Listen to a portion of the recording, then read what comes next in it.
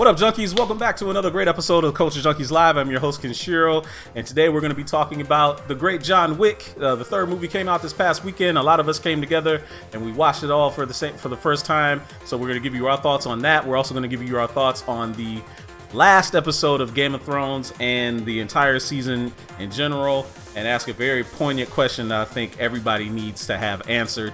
And finally, we're going to talk about the news that Robert Pattinson possibly, not confirmed yet, but possibly might be playing Batman in the upcoming The Batman film, and we'll discuss all of that noise as well. So, but first, I want to introduce who's going to be on the show today. A man who posted a very funny video over the weekend on our Facebook channel. I hope you checked it out. Mr. Fallen Marvel, how you doing, my friend?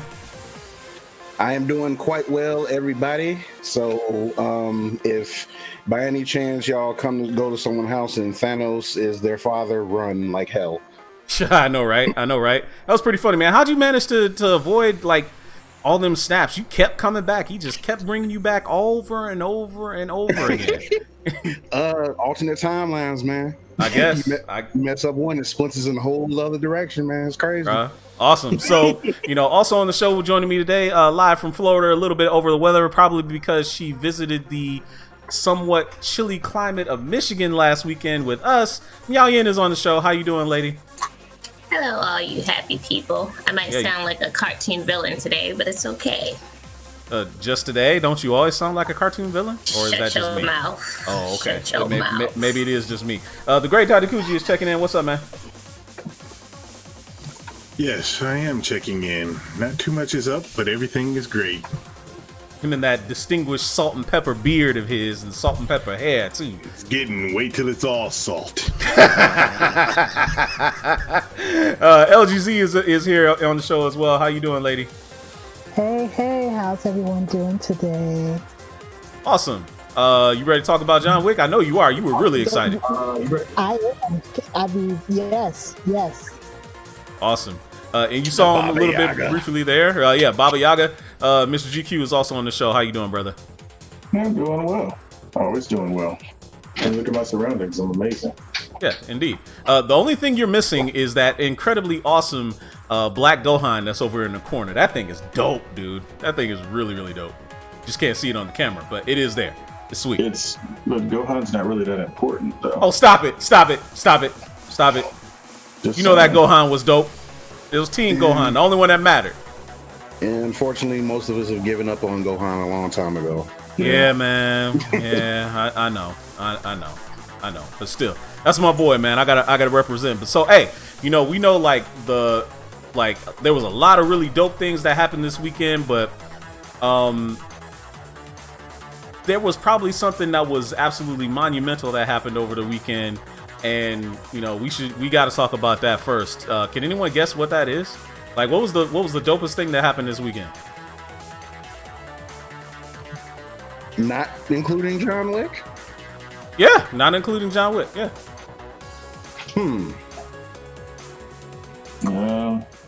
Ian made it home safely. That was pretty cool. Yeah, that is pretty cool. That is pretty cool. Yeah, that was it. I was gonna say. That was it. Really? That was it. I don't know. You don't know? Motor City Comic-Con? Yeah, Motor City Comic-Con was this weekend, but no, that is not it. That is not it. Okay, well, I'm fresh out. You fresh Can I out? buy it? Can I buy a Can you buy a lifeline? vowel? Sure, go ahead. You can buy a lifeline. Go ahead. Ken, you're my lifeline. Tell me what it is. I saw The Fifth Element this weekend. Oh, yes. Yeah, I saw The Fifth Element this weekend. Yes. And that was the monumental. How quickly we forgot. I know, right? Man, I mean, it was because like it took you 84 years. No, and can't none of y'all hate on me because I did it with witnesses in the room. Witnesses in the room. Miayan was on my left. GQ was on my right. So was Big Kahuna, who joined us, and the great Dada Kuji was over there. We it was like we knew we were gonna get together after Comic-Con. We was gonna go and watch John Wick later on that night.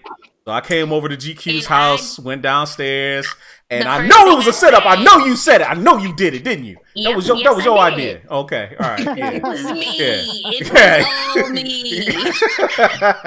I said, he's coming over. Yeah, We're it gonna was her watch all along. it. Put it on. And we waited. The screen was black when he walked in, ladies Sure and gentlemen. was. And what did she say? She was like, the film started. I was No. doing something completely different. right. The film She was at the started computer, and we were minding her like, own business. cool. She was like, Ken, sit down. She was like, sit down, Ken. She was like, really sit down. So I sit down, and I'm watching the credits of this movie getting ready to start, and I was like, oh, I know what this is. This is Fifth Element, ain't it? But no, it was a good movie, man. It was a really good movie. Tony Young's like, did they sign your eyeballs? What the hell? Yeah, no. But no, Fifth Element was actually a really cool movie, man. I ain't What gonna was lie. your favorite part? Bro, welcome to the party. Everybody already knew that. Yeah. Okay. Right, you sitting up here Columbus in it like we don't know that it's like you discovered that it was a great movie. Right. All right, We so- all knew. So probably my favorite part of the movie was probably after the opera. Well, actually, no, when the opera was going on and the aftermath of the opera. That was a pretty dope scene. I'm not gonna lie, that was pretty cool. And Lilu was, pretty interesting character. I think what struck me the most was just how much when I heard I forget who it was. I forget who said it. I don't know if it was Dido or if it was Kahuna that said that that Luc Besson wrote this while he was in high school. I mean, man, dude, that's like really imaginative. Yeah, okay, that was you. Okay, yeah, that was incredible. And Sharita Jackson's right. Intergalactic pop diva Chris Tucker, he was dope too. he was dope too. And was it you that said they wanted Prince to do that role? Someone said they wanted Prince to do the role. Initially, I was looking at the trivia while we were watching it, and they did say they wanted Prince. But Chris Tucker was great in it, and I couldn't see Prince being silly, like like that. I could see him being not like that. the serious sensual sexual not what's the word I'm looking for, where he's trying to the man whore. I can see Prince being the man whore, but not really too much of that just screaming with the high pitched and all that stuff. So See, but this is the thing though, Prince is, I think, like deep down is a bit of a goofball himself, like from like something. Oh, no question. Or whatever. But the thing is that like him trying to like act it out, it's like anytime I think of that, I always think about Under the Cherry Moon, which was god awful. And it's just, if y'all have seen Under the Cherry Moon, y'all know what I'm talking about. So other than that, I think Chris was perfect for it. So it's like I couldn't see nobody else doing it. Yeah, I'm with Tony Young on that one. Prince is too cool for that, because thinking of Prince being silly is like just Dave Chappelle doing Prince to me. That's what I would feel would be the way it would go. And I can't see him doing what Chris Tucker did. Yeah, Ruby Rod would have been like super like suave, or he would have been way too suave for it. So I don't think it would have had as much comedy. He'd have been like, Corbin, it's green. It's super green. Like that would have been his version. It's green. It's super green. It's super green. It wouldn't work. Yeah, no, at all. Yeah. I can't get it out of my head now. Oh man, but you know what? I mean, Prince will always have Purple Rain, though, man. You can't take that away from him. I mean, definitely, yeah. No, Purple Rain will always have Apollonia. That's what that will always have. I mean, we know why, but yeah. I'm just letting it be. I'm just letting it be known. Sure. Okay. Yeah. All right. So, like Miao-Yen said, she visited us over the weekend, and it was lovely having her here. And she came up to go to Motor City Comic Con with all of us, with the crew. So I kind of wanted to ask her, what were her thoughts of Michigan? What was it like coming up here to hang out with us? Was there anything, different than Like, were people different in live person than they were over the internet? Because we had never seen her in person before she came up this week. No, I think you guys are the same. I mean, okay, that's good. I don't know how to explain it any other way. No, I mean, because it's always different. Like when you meet someone in person and you hang out with them afterwards. So I'm not saying that we had to measure up. Well, you're a lot cooler in person. Let me say that. I wasn't fishing for that compliment. I just want y'all to know. I was not fishing for that. But cool. Well, you didn't have to fish for it. I was just telling you, and because sometimes on the show time, we get on each other's nerves, and yeah. Well, not only that, you're acting as if like we're sitting here on a text chat talking to each other. And never seen each other on we talk to each other on camera, right, all the time. No.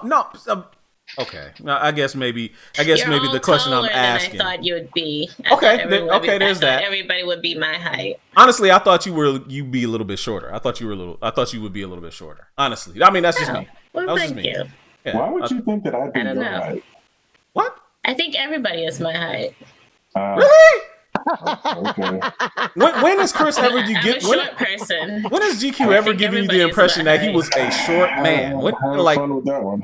Right. Like when does he ever give you the impression that he was a short man or like short average height person man? syndrome. I think everybody should be my height. Oh, a Napoleon complex. Okay, I see. All right, I see what it is. I'm a little flyer than Napoleon, but okay. Of course. But what did you think of Michigan and the con? Did you have a good time? Michigan was straight. It reminded me. The weather reminded me a lot of Germany. Cold and a lot of gray days. I don't know how I should take that. Right. I know, right? You reminded me of Auschwitz. Right. I didn't say that. Right.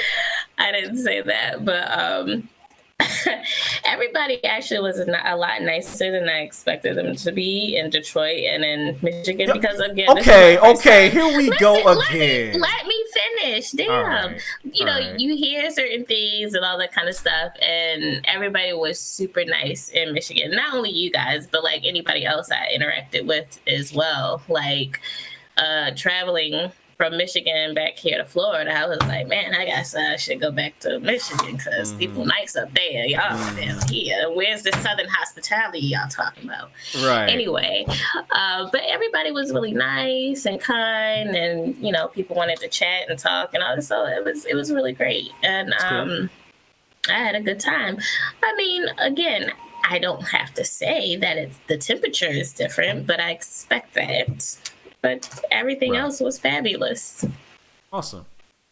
Well, like I said, we loved having you up here. And, I'm not even going to try and pretend like I'm tired of hearing people having bad stuff to say about Detroit or the Detroit area. And I don't believe it. You hear those things before you go, but after going, now I can say this it's rubbish. Okay. That's great. We'll spread the word. Hopefully more people will come and visit. Like I said, it was really awesome having you up here, and we can't wait for you to come back. Drag LGZ coming up with you when you come next time. Hopefully she can come with. Mm-hmm. So, all right. So, next thing we're going to talk about, obviously this weekend, John Wick came out. And the movie went hard, like right from the jump. It was like it took place mere seconds after the end of John Wick 2. And it was like it just grabbed hold of you and just went straight, from 0 to 100 like that. So I want to get everybody's kind of raw take on the latest film, and the news that it's already been announced that John Wick 4 is coming. So let's get your take first, Mian. What'd you think? Can I ask a question first? Please, yes, go ahead. Is this spoiler free or nah? What say you, GQ? Spoiler free or not? I mean, the plot is like 3 pages. I mean, true. This is very true. You can still spoil though. So I mean, you gotta. Keanu Reeves said 20 things in that whole movie. 20 words. Right. So I think like temper your tie-ins. Like you can mention events, but don't like mention how they tie in or where they happen or and all that sort of thing. But yeah, it can be spoiled. But yeah, that movie was And again, it's not knocking the movie, but that movie was paper thin. But it was fine. Though. It was meant to be. Right. Exactly. That's not meant to, it does not leave a lot to the imagination, but no, it's it does not. Ride.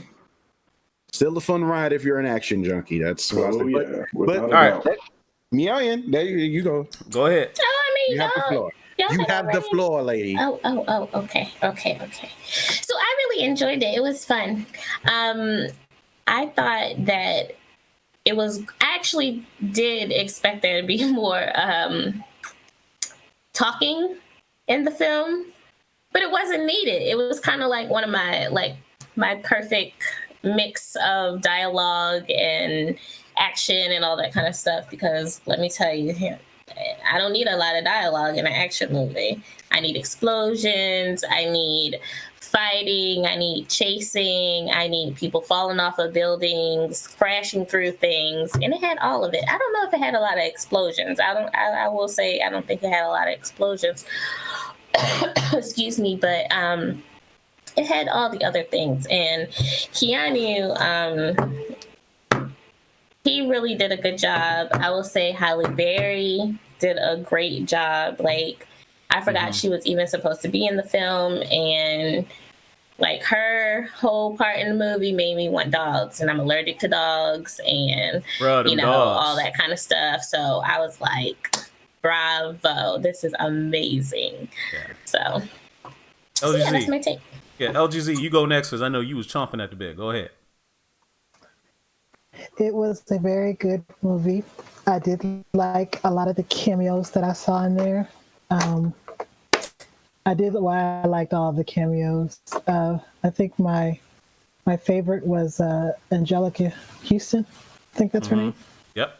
Mm-hmm. Yeah. Mm-hmm. I liked her part. It was interesting, but so much action. Like, I mean, for a person that really loves action movies, like this was just like fuel to the fire. It was so much. It was action packed. Yes, it didn't have a whole lot of speaking, but I mean, there was like some really good parts in there, stuff that I was not expecting, and just all kind of crazy stuff, and I was just really happy. And as soon as, they announced that we was going to be a John Wick 4, I was like, I'm ready. Like, I'm ready. Like, you ready for that thing tomorrow? Like, let's go. Let's hurry up.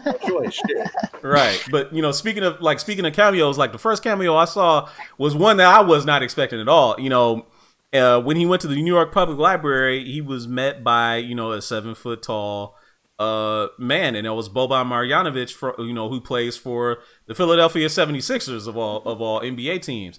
And, they had a fight in the library, and when Wick broke him down with the book, that was raw, dude. It was something else.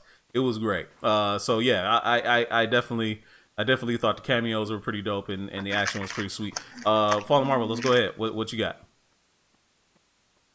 The main thing, if I'm going to describe this movie, it's action personified. It does not give you any chance to catch your breath at all. By the time like you're going into the second and third act, you're exhausted with this man at this point. Okay, it was just balls to the wall, straight up action. It was just a lot going on. It's like, again, everybody brought their A game for this type of movie. Halle did a pretty decent job. It was interesting because I feel like with Halle, she kind of played against type in this movie, and I think she did rather well for the most part. And of course, like the dogs kind of stole the show. So dude, it's like her dogs though. Bro, dogs. Like I've never seen a movie that made me want dogs so much after that. And it was kind of nuts, but yeah, like the movie did exactly what it was needed to do. Like a specific thing, I am actually very glad that they got my boy Mark Dacascos in the action film again. He's been criminally underutilized over the years. Yes, criminally underutilized. I was so glad to see him actually have a significant role in this movie again, like in the actions and in the action standpoint or whatever. So glad to see my boy coming back in the action genre. or whatever the case may be. But yeah, the movie was dope. I mean, for real. I mean, how surprising would it be for all those people that knew him mostly from Iron Chef America to see this dude cutting loose in John Wick like he was in the movie? You know, that I have to admit though, that end scene with them after their fight was over, that was kind of man, that was kind of I wasn't expecting that. Dado, let's go with you. What's your take on John Wick? How'd you like it? I thought it was great. Like everybody else was saying, the action was very much intense. It was a continuation, like you said, directly for the most part, right after John Wick 2. It reminds me of another movie that had a direct tie-in, but everybody keeps saying the one before that was better instead of looking at it as a whole. We won't have to talk about that at the moment because the way I see John Wick 1, 2, and 3, it's one long story that's going on because it's literally, you know, what is happening right after another, and he never drops a beat, not at all, never drops a beat, and it was something that it's a completely wild ride, and I look forward to part 4 to see where this is going to go. It just makes me wonder if they're ever going to end the John Wick series. Don't care if they do or not because I enjoy it. I also think it's kind of funny some of the Matrix references, which makes me think that, hey, what if, mind you, this is not speculation, it's not me saying it's going to be like this, this is just dumb imagination. What if they were just like trapped in another simulation and yo, that would be funny. Part 4, I would be like, what's going on? That would be funny.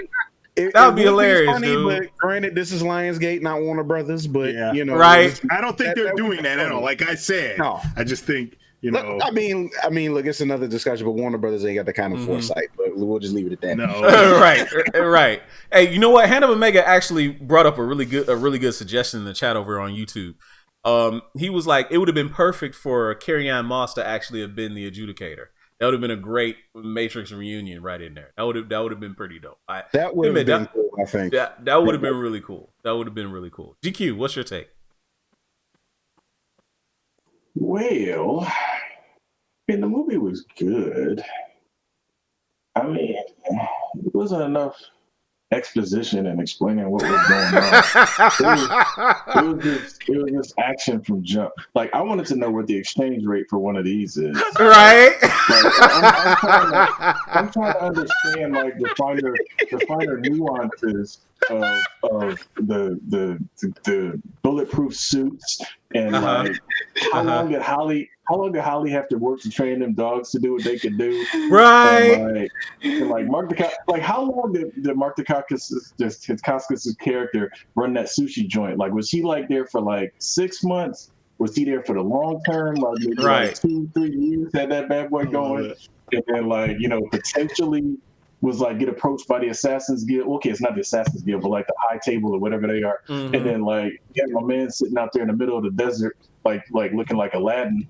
And was he running things? Love it.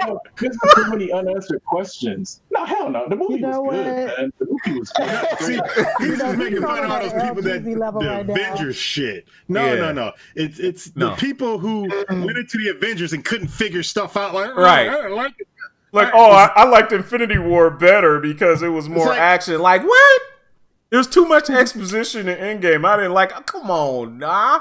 Anyway, we're not here to talk about that right now. The movie was straight up good. Like, for real. Like, because the thing I've always liked about John Wick is the character. Okay, the character is what he is. He's straightforward. He is a sheer force of will. He does what he does. He's a man of few words, like Dado said. He probably only said like 20 different things in this particular film, but like his character is straightforward.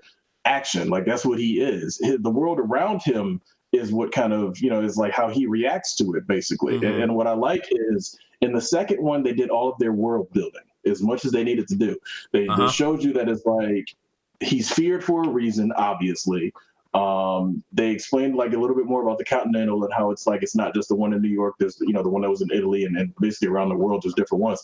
I like that aspect of it, and if they ever did a TV show, I would love for them to focus on the business runnings of the Continental. I think that would be cool. But for the films themselves, dude, they do what they need to do. They get in there, they hit you hard, and it's action from where it go. So I mean, it was really well done. I am definitely obviously looking forward to part 4. I've enjoyed every single John Wick film that has been, and this one is it's no exception to that. So Right. without a doubt, John Wick 3 was awesome, and if anything had to knock Endgame off of the top of the hill for the box office, per weekly, I'm glad it was John Wick, because Detective Pikachu did, I would have been pissed. Yeah, I bet you would have. Granted, like that movie would have had strong running to do it because it is a kids' film. Like everybody can go see that. So, and it had all the tools. It was a PG. It was a PG film. It was something that a lot of kids and adults were really excited about because we know there's, Pokemon lovers are not just kids. There's been a whole 1 or 2 generations that have grown up with Pokemon at this point. So, I mean, it was right there. But John Wick, came out on top because the hype train for it had been building since, John Wick 2 kind of ended, and it was so good. John Wick was like one of them cult films almost. The first John Wick, I mean. Because I think a lot of people didn't really know what to expect from Keanu, after, what was it? What was that Ronin movie he had? 47 Ronin. 47 Ronin. After 47 Ronin came out, and yeah, he was going to go back to being, this action guy. But even the trailer was kind of like, okay, this looks like the nondescript action flick. I think I can wait. And then a lot of people saw it probably on cable, and they were like, holy shit, I wish I had seen this in the theater because this thing was so dope. So, this movie, being what it was, and Halle Berry, as you said, Fallen Marvel, was kind of playing against type because I think a lot of people have accused her before, and depending on the role, whether we're talking Storm or some other ones, some of her acting could come across. I want to jump in really quick on this. Okay. For me, and I said this to a couple other people. I think this was Halle Berry going back to the older Halle Berry that we knew pre-Storm, pre-Catwoman, stuff like that, because it reminded me of her role in Swordfish. Mm-hmm. Okay. And it was a great role. It just reminded me of it. It's just like, okay, so this is her character in Swordfish, like years down the road and stuff like that. And she's had a lot of other movies, but most fans have written her off because of Storm, because of Catwoman, which those 2 films are they're just not her thing. And other movies like The Call. And again, but it's even beyond that. And this is one thing. But she has tons of other films that are really great, but they get overshadowed by, I think, 2 or 3 films. That's just me, though. I can see that, but here's part of the issue with that. And Dido and I usually talk about this, kind of go back and forth on this sometimes. The main job of an actor is to act, and the director is one of the ones that pretty much pulls out those great performances out of a good actor. I think the reason Keanu does so well in this type of stuff because he throws himself into it. Like since The Matrix, and then forced everybody to take martial arts for a couple of months before they did the movie. He's been doing that with like a lot of his roles. And then you look at his training for John Wick, and Halle Berry went through the same training for John Wick, and you saw the results of that. You got the feeling that if you met her in the wrong alley somewhere, you was going to get killed by Halle Berry. Yeah. Halle Berry. So that's the thing. And a good director, if they have an actor that, first of all, respects the subject material, respects the subject matter and the subject material and the what it's inspired by, because Bryan Singer didn't want anybody reading comic books on his sets. Man, let's not talk about him no more. Storm was not right at all. But I guarantee you, if he would have gave Storm to somebody that respects the source material and actually knows how to pull good performances out of actors, Storm would have been the most badass person in X-Men. Bruh. You can see what Halle Berry is capable of. So yeah, and it was all there. That's what it is. Yeah, and it was all there for her. Like people wanted to embrace her Storm, but I don't know if it was because of her or if it was because she was held back by Singer. Storm was never allowed to shine. Singer ham-fisted her Storm because he made her seem timid and scared and weak. And it's like, Storm is a damn weather witch goddess. She ain't scared of nobody, man. She might have claustrophobia, and that's it. She ain't scared of nobody, man. So I'm sorry that them doing it that way just wasn't going to work. But you get a director that like, hey, this is what the character is going to be. We want you to go to these various gun camps, get your targeting skills up, and make it believable. I thought Halle Berry was going to kill me if I walked, came across her in the wrong alley. For real, that's how I felt watching that character. It was like, yeah, you don't want to mess with her. Yeah. Yeah, I totally agree. And it's like, again, it kind of goes back to what is like a good role for somebody. And maybe it's just the fact that with Halle, she's just been picking like not very good roles. Now, granted, I get that she's the type of actress that's essentially willing to do anything. I mean, the woman accepted her own Razzie, for goodness sakes. Right. So it's like, I mean, it's obviously she's willing to do just about anything. I guess just up to this point, it's just been the role she's picking. And, she had like a good string of like really bad movies and maybe had like a couple of decent ones here and there. Probably like one of her most underrated ones, like probably within the last 10, 15 years, so to speak, probably was introducing Dorothy Dandridge, I think. And it's like that one doesn't really get a lot of callback. That was 20 years ago. Or was it longer than that? Okay. Yes. Okay, so, but still, it's like the only thing you kind of go back to sometimes is like, okay, y'all remember Monsters Ball, and it's just like, okay, y'all can obviously remember I don't know. Monsters Ball for either the wrong or the right reasons. But I have to correct myself in saying she played X-Men and then she was in Swordfish. So she was in X-Men a year earlier than Swordfish. But also Tony Young said, which I also is like, I'm a fan and I'm just like, I can't believe I forgot that Halle Berry is a Bond girl. And she was good. Yeah, Die Another Day. So she was good. And these movies were like in between each other, the good ones and the bad ones. Yeah, but Die Another Day wasn't that really good of a movie though. It wasn't a great movie, but she was fine. But she did a great job. Yeah, she was fine. And so Halle Berry, I think, again, she's one of those actresses who people definitely stick on her bad stuff. But taking a quote from Samuel L. Jackson, he says he says he wants to get up and act every day. So if somebody gives him a role, he's going to play it. And I think Halle Berry does the same thing. And it's work out there. They're going to work. Hold on, Sam Jackson said that? Yes. Yeah.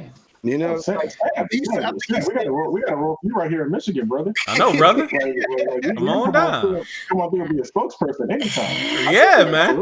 I think he said this back either when Avengers or when The Soldier came out. He said that at a panel. And he said, because I think, like, to quote him, he said that, like, I was saying, like, I do movies because I want to see myself in them. Yeah, exactly. He said he wants to see himself in them. He wakes up and he wants to act every day. And I think he was in Esquire. It's either April edition or May edition of this year. If you guys can pick up that copy of that article or just read the article, it's a great article by Sam Jackson. Just a random plug there. But anyway, going back to Halle Berry, I think she was great in this film, and hopefully she does more action films like this, because it gets back and it shows that she is a very talented person, despite what people think. So I think a lot of what surprised me about Halle Berry, and I would love to hear from LGZ and Dido as well, because they haven't chimed in a while.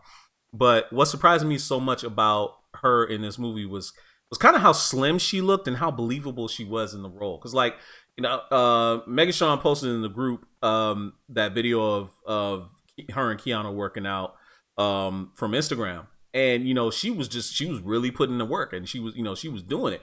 Whereas, even when she was Jinx, she was a little bit, fuller in body, but here she was really slimmed down. Like, I had never seen her look like this. She wasn't gaunt or anything, but she was fit. Like, she was looked like she was literally somebody that would run up on you and give you the business. You know what I mean? So that's what I appreciated about her more than her Jinx, which, while Jinx looked more like a model, This character that looked more like a killer. You know what I mean? Well, that was the point. They were like, even though she was a Bond girl and she was dangerous and she had this, like, Jinx had to fit in a certain way. She was a model. She looked like a model for a reason. Like, again, it goes to preparation for the role and all that kind of stuff. She looked and even in Catwoman, which I still appreciate that movie. Nobody else does, but I appreciate it. She got into the role and she did what she look wise. She did what she needed to do to learn all the stuff that was needed for it. No matter if it was a good movie or not. All right, but Jinx was a Bond girl that drove a Thunderbird, though. I don't know if I can forgive that. I have a very, very hard time dealing with the fact that she was a CIA agent, no less, driving a Thunderbird. Right. Granted, that was when the Thunderbird, they re-released it. They was trying to get all that, all the props for it. They were trying to get them advertising dollars. It was right for the time. Right. Yeah. So, and can we speak on for someone that's pushing, she's almost 50 now, right? Or is she over 50? But them jeans, she looked so good. Like, almost like she hadn't aged at all. She looked so good. Them jeans, dude. Good jeans. What can I say? Like, don't crack. Like, don't crack. So any more thoughts on the upcoming announcement of John Wick 4 before we move on? It was not a surprise to me because if I remember correctly, 3 got announced shortly after the second one came out. So not only that, I mean they purposely wrote it and ended it knowing full well that hey, there's another one coming. Like both the last 2 John Wicks ended with something more was coming. Right. So like it doesn't surprise me one bit. So I know, we talked about this last week and we were touching on, did we think that John Wick was going to turn into like a Fast and Furious type of thing, but better or whatever like that? Because I hope, I'll say, I don't know how many movies I would get tired of, but I think John Wick 2 was better than John Wick 1. So if they keep making better product, this could go on. I don't know if it would be 10 movies long, but definitely 4 to 5 movies, easy. Okay, I can see that. I wouldn't go past 5, to be honest. No, I agree. I totally agree with that. But I'm just saying, like, the 4 to 5 movies would be a good deal for them because, like I said, this movie was better than the first one. Now, number 3, I know it's going to be better than this one because of the way that everything ended. But I'm excited to see it. Well, just as long as John Wick doesn't go to the moon. Right. So how about this? In the Silver Site, who just followed us over on YouTube, so thank you for the follow. We'll definitely, be checking out your content as well. The Silver Site's over on YouTube and says, I just hope it doesn't turn into something ridiculous. I don't want this franchise to be a cash grab for the studio. And I hear you. That is definitely something to be considerate of. And I was actually just about to bring up this question before we move on to the topic. So even if they did 4 or 5 movies, right, and it's John Wick 4 or John Wick 5, how would you feel about the possibility of them spinning this thing off if they created another character that could kind of pick up the torch from John Wick and carry it moving forward? Would that be something interesting, or like GQ said, would you rather see a TV show surrounding the inner workings of the Continental? Probably starring the concierge. What would you guys think of that? That sounds like a really good idea to me. Which one?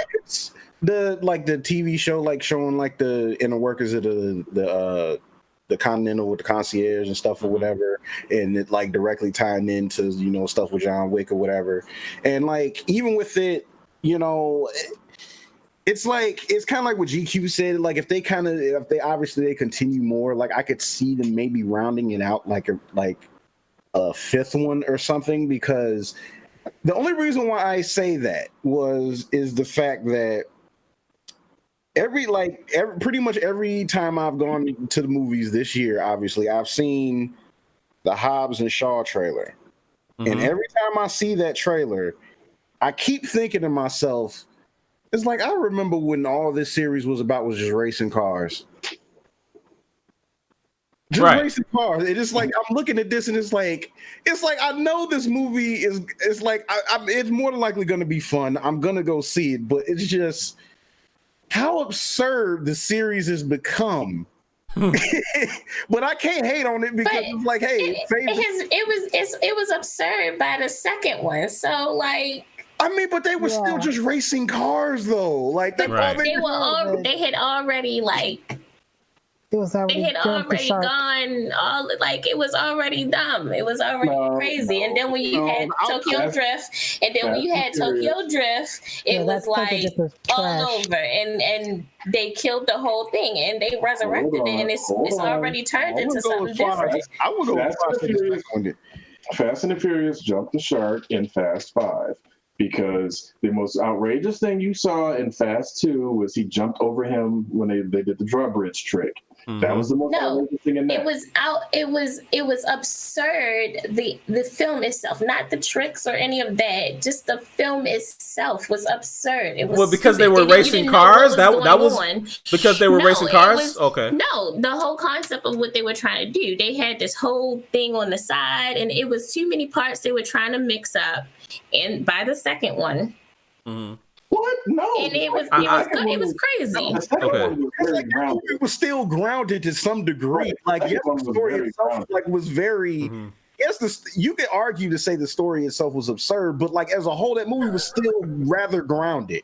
Yeah, the movie lost its mind by the fifth one.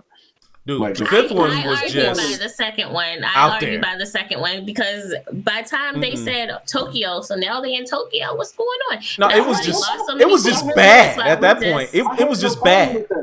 I had no problem with that because Drift Racing. You had no problem with it, but the fact is that Drift Racing was very popular when Tokyo Drift came out.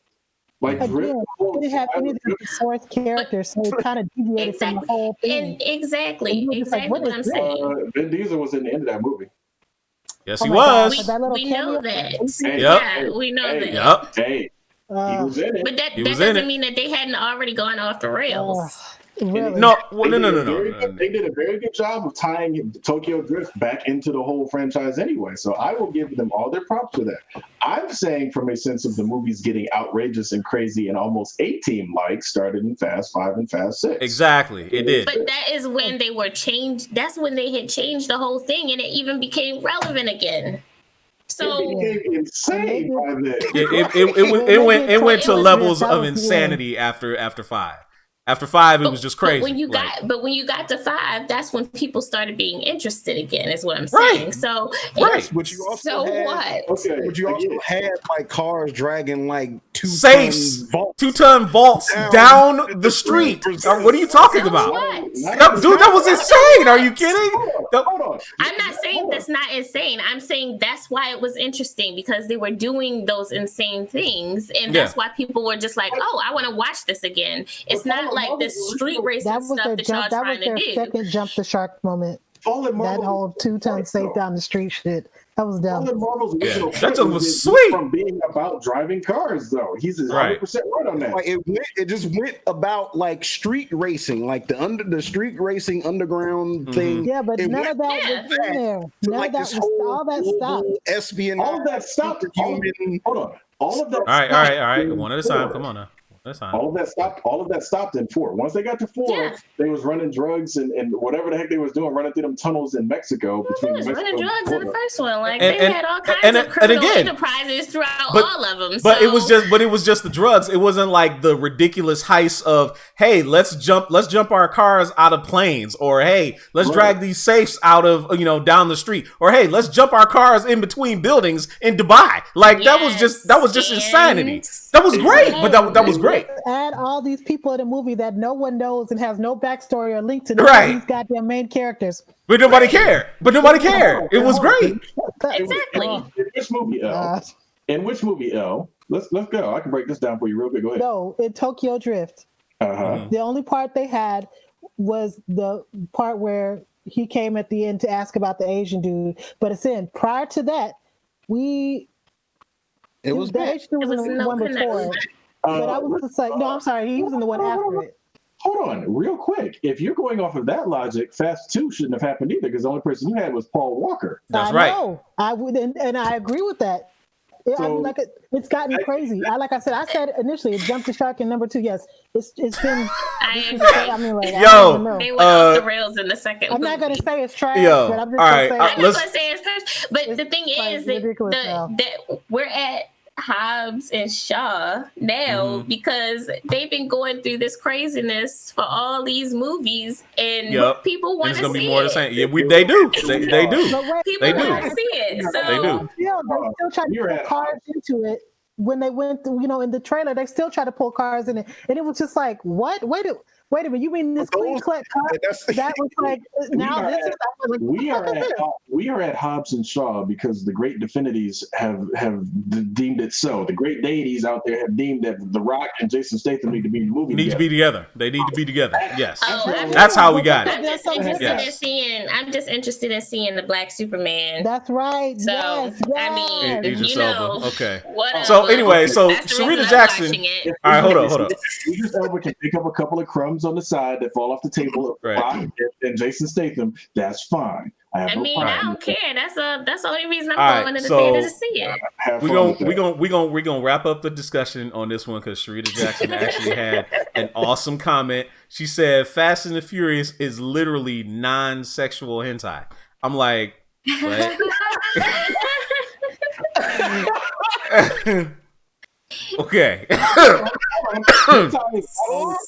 Anime. I just mean I've straight. never heard it referred to as that, but all right then. Okay. Sharita, It may have some weight there, but I'm just gonna leave that alone. Yeah. Rita, we got here because we discuss all topics when they come up. Yes, they do. Like we let you guys kind of direct the flow of the show as well, just like you did right there. So let's do a little bit of a hard, shift and go to the other big event that happened this weekend.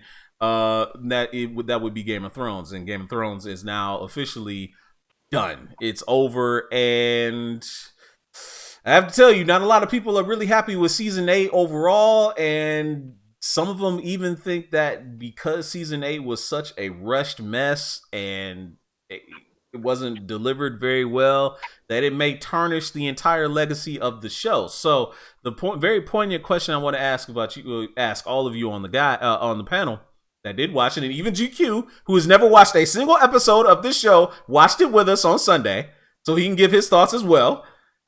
Is this show a victim of its own success at the end of the day? Thank you for the follow, TKV Gaming. Appreciate it. So let's start with Fallen Marvel. Let's start with you. Is this show a victim of its own success at the end of the day? Well, unlike a lot of popular TV shows like Oz, The Sopranos, who, from what I understand, Lost, another one, who have finished with rather underwhelming last seasons or final episodes. So I think that whatever decisions they made with this season, it really does seem like a lot of it probably had to do with them trying to cut corners to try to get it done. And wasn't it like what they had to wait for a year and a half after last season ended, I think, or something like that. I know it was a significant amount of time. Yep. So, and it was just like, people, expectations are getting higher. Folks are just, what's going to happen. You speculating this and that. I mean, I see the fandom. I see how the fandom is. Like, everybody was essentially just waiting with bated breath about any news about this season. When they finally get it, for whatever reason that it took them so long to start it, and them kind of doing it the way that they did, where, they basically just extend each episode a half hour to kind of just cram everything together. And something like that would make any longtime fan become underwhelming, because my logic was I was going to start watching the series once it was completed. Like up to this point, I never watched the episode. I hardly know what character is who and who died or whatever. I can't put names to faces, basically. But given how like everybody is reacting to it, and I have a couple of friends who've been longtime fans, like I'm kind of getting like the vibe of when Sliders ended, because the last season of Sliders was god awful. Good analogy. So, and that was a series that I got a chance to watch again, and I loved it. And then when I got to that last season, I'm like, what in the hell happened? So I don't. You know what? Here's a main difference though. Here's the main difference. Sliders probably just went on a little bit too long. It started to lose a lot of its principal characters, like, Jerry O'Connell left the show. They replaced him haphazardly with his brother. And, then, I think the professor stayed. No. What? No. Professor died. The professor died. Died. What happened was Jerry O'Connell was still on the show and his brother joined them. The following season, both of them were gone. Oh, okay, got you. Because they came up with something where like one guy became another person and the other one died and whatever. But you're highlighting what I'm talking about, though. They like the show basically just went on for too long and became too moribund. It got trapped within its own cycle. Game of Thrones is a little bit different because it had a legacy of quality that I felt like. At when we got to season 7 and followed up with season 8. By season 8, D&D, who are David Benioff and DB Weiss, they had that Disney contract secured to go and do Star Wars, and they were just like, you know what, screw it, we're done. Let's hurry up and finish. Let's hurry up and wrap this thing up so we can go chase that Disney money. I mean, literally, I have no way to prove that, but that's kind of what it seems like. I'm just saying. That's what it seems like. That's what I'm saying. All right, so give your 2 cents then, Miao-Yen. Right. Let's go ahead, Miao-Yen, give your 2 cents. I mean, I have a bunch to say. I wouldn't give other folks to talk because I've talked a lot on the show today. Oh, that's true. That's true. I just want to chime in and just let's not say things that aren't true. Okay. All right. Dido, let's hear from you. We haven't heard from you in a while. Well, I watched the Game of Thrones. I really don't see the big deal as, unfortunately, like the other rest of the Americans out there, is because my horizon has been broadened by shows that are similar like that. I think I've talked about it. I've talked to other people about it. I've seen shows where the unexpected happened, and I don't know if that was the big draw, because all of us as nerds have watched things that are fantasy based a lot, and I don't know why the rest of the world all of a sudden was drawn to this show. I don't know if it's the blood, the nudity, whatever. It's on HBO. Who knows? I don't know. I didn't put too much stock into it as everybody else did. I did think it was some interesting stories that were going on. There are some characters that you liked, some characters that you may not like. I mean, like Joffrey, I wanted that motherfucker dead. Die! It's like, die! Oh my gosh, I couldn't stand him. But then, like, when Daenerys was burning up the fucking village, I'm like, get them, girl. Those motherfuckers have burned. You get them back.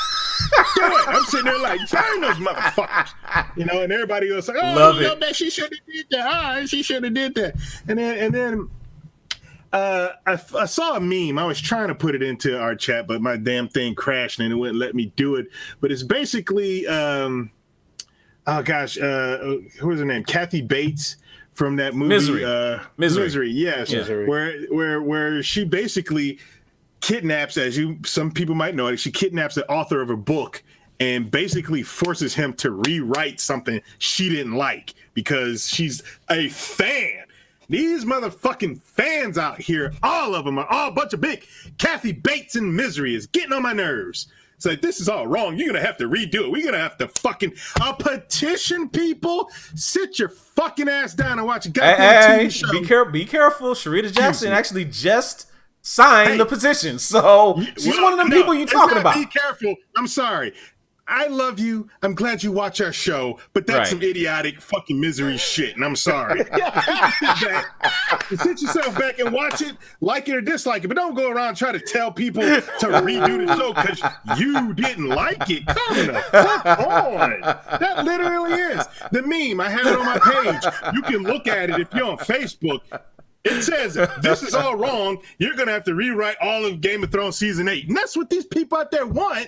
They want them to go back and say, look, person's going to go in around and kidnap somebody and do this shit? Because there's some crazy motherfuckers out here, and that's misery. It's just like, it's meant to be entertained. If you were entertained by it, that's great. If you weren't entertained by it, well, that's your problem. Move on to the next thing of entertainment. You didn't like the TV show? Read the books. George R. R. Martin is not finished with them, but he will be someday before he dies, hopefully. So basically, pace yourself, right? Yeah, get your fix. Then you can have it all in your brain on how it's supposed to be based on the guy that actually writes it, or sit your ass down and write a fan fiction about it. And then turn it into the next freaking 50 Shades of Grey or some shit. Just stop with the bullshit. Could we not? Could we not, though?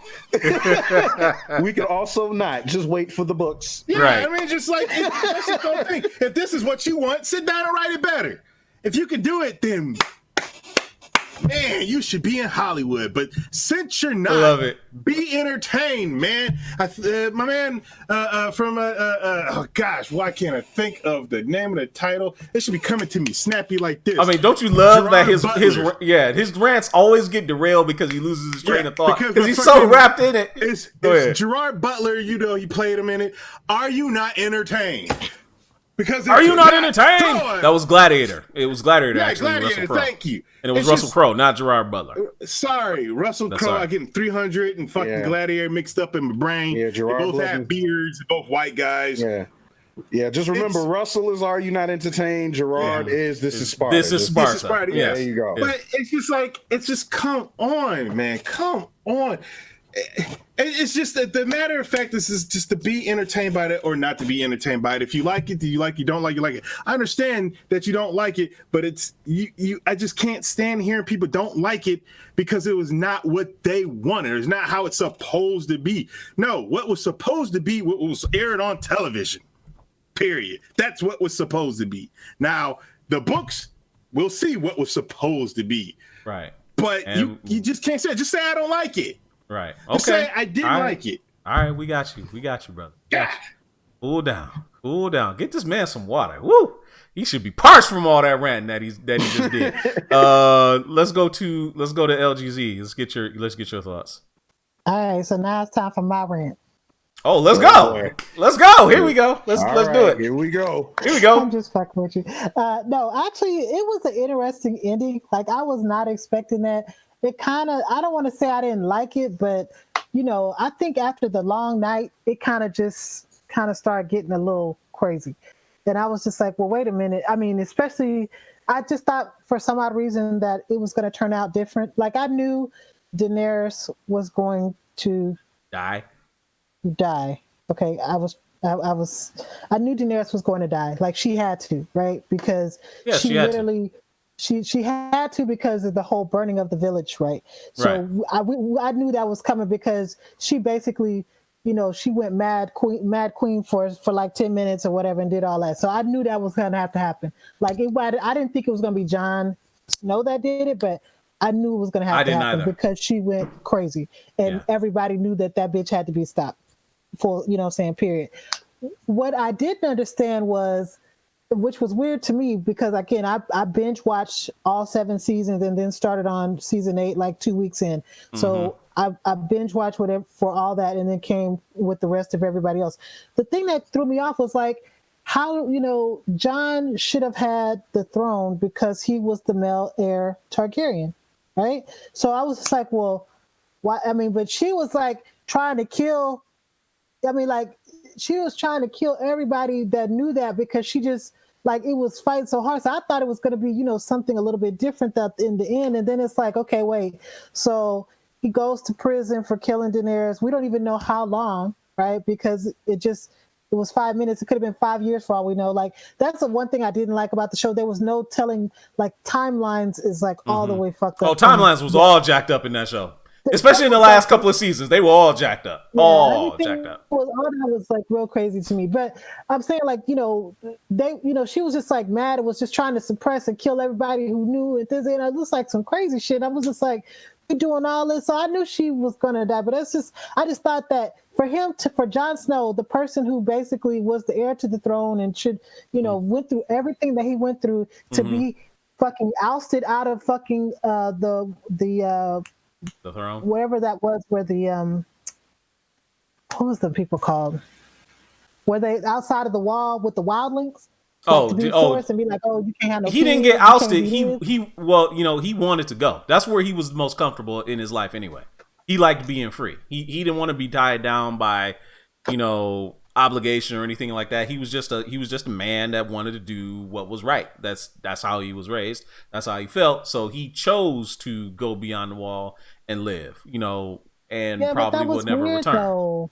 Well, but you know what? To weird, me, though. but to me, here's the most weird thing to me. And Miao was sitting right next to me the entire time, and I was so mad with how bitch made Jon Snow was in that last episode. Like, he dude, was toe to fuck up, y'all. Dog. It was like I was like, and Miao saw me. I was like almost shaking with rage. Like, dude, you know what you got to do. Just man up and just do it. Don't be all like, well, she's my queen. I can't betray. Dude, shut up and do what you got to do, dog. I don't want to hear all that.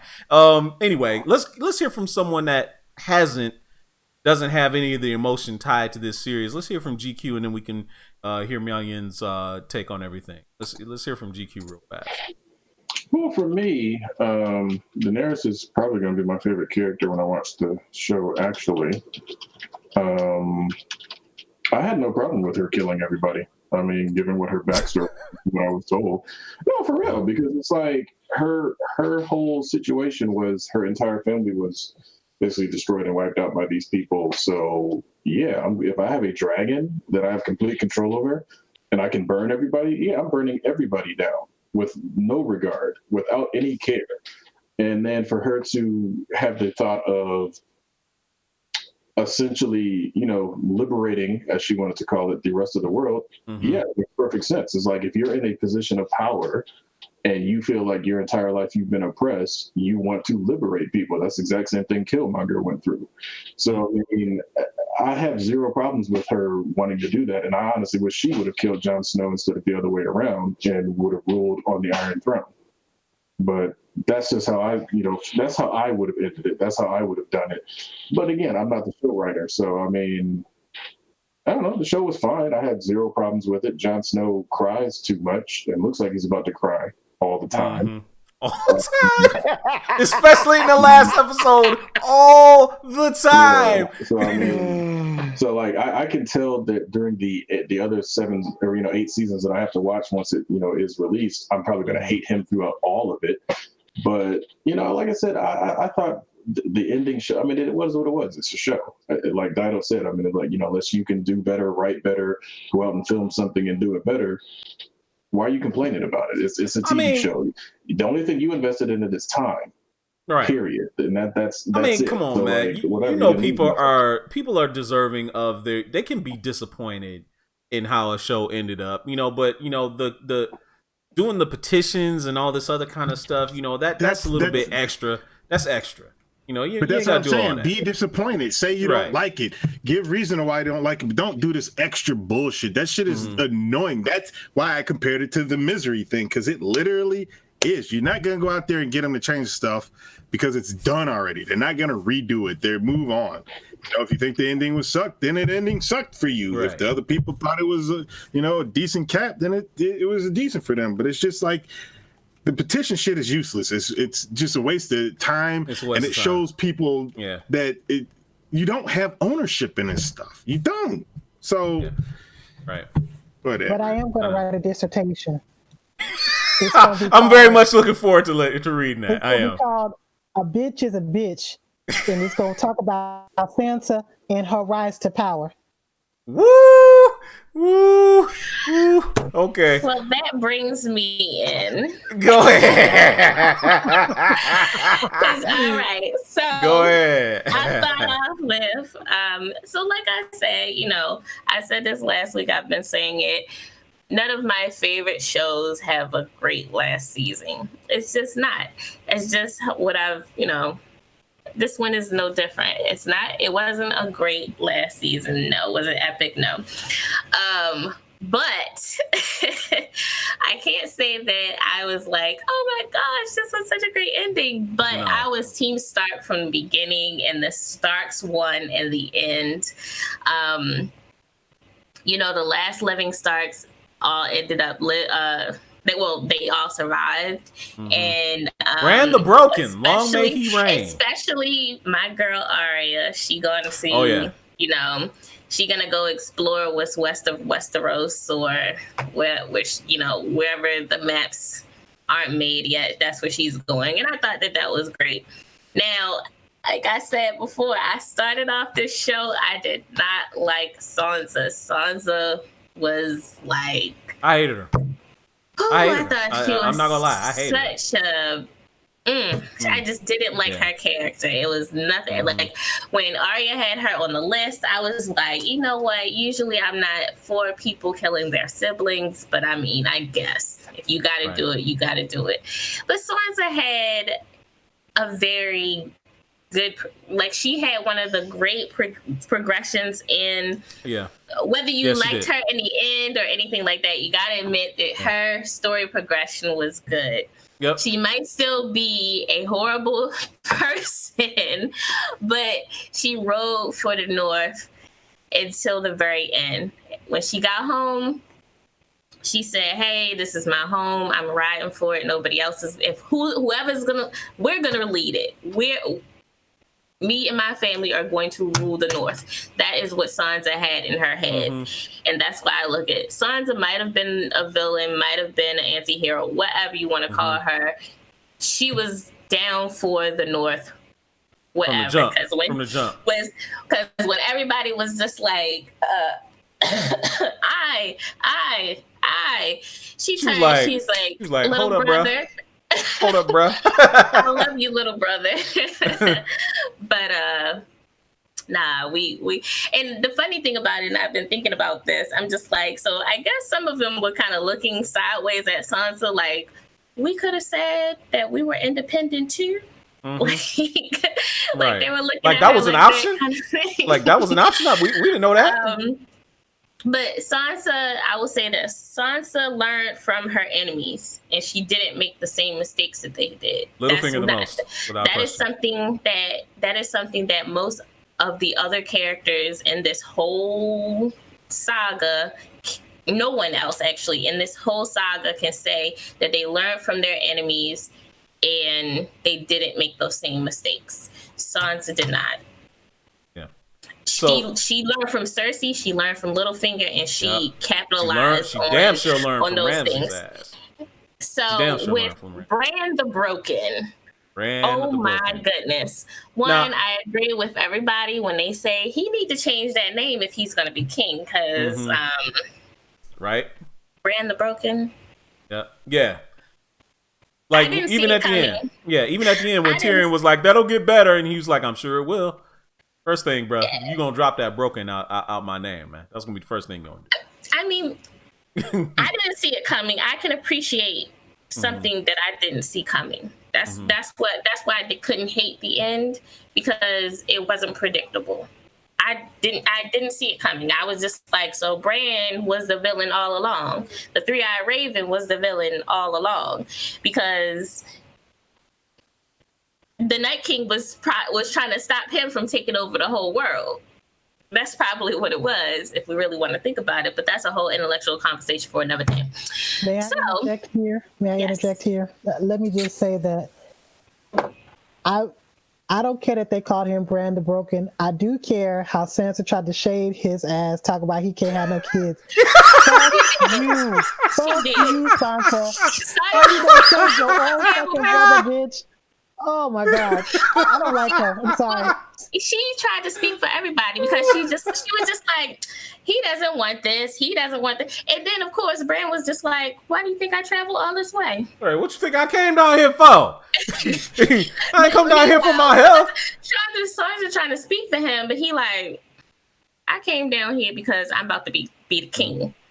Yo, for real, So, I know. Sansa is not a good person, but after she thinking rose about up it, north. after thinking about it, after people started to say, "Hey, man, Bran was the true big bad on this whole thing," because like literally outside of Littlefinger, this dude had more intel, more dirt, more insight on anybody in the entire world because he could see everything. So he could lead.